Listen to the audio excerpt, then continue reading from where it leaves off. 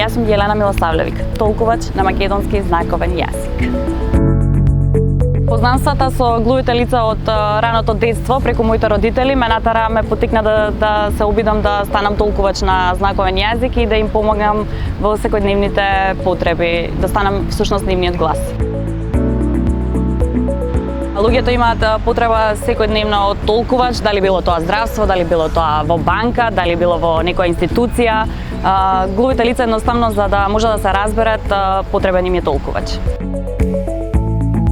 Законот кој е донесен во 2009 година не одговара на потребите на глувите лица во денешно време. Глувите имаат потреба да идат на доктор, имаат потреба од семинари. Замислете вие на еден глув кој ќе му дадете само 30 часа годишно. Дали он би можел да посети некаква обука или да може едноставно да се надогради себе си?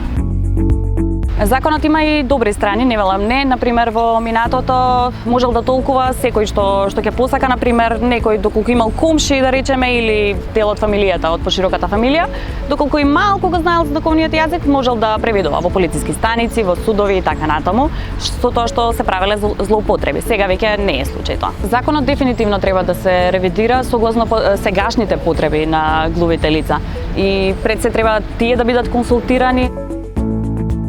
Глувите лица во нашата држава бараат стандардизација на знаковниот јазик затоа што едноставно јазикот постои, јазикот тече меѓу нас. Со стандардизација едноставно му давате важност и значење на јазикот. Како што македонскиот јазик е идентитет на нашиот народ, така знаковниот јазик е дел од тој идентитет. И токму на овој ден, на 23 септември, меѓународниот ден на знаковниот јазик, апелираме до властите, институциите и надлежните органи да посветат повеќе внимание на овие лица, да им се овозможи пристап до толкувач, пристап до здравство, пристап до образование, да не им се ограничува на глувите лица колку може да користат толкувач, туку да биде тоа согласно нивните потреби. Честит меѓународен ден на знаковниот јазик.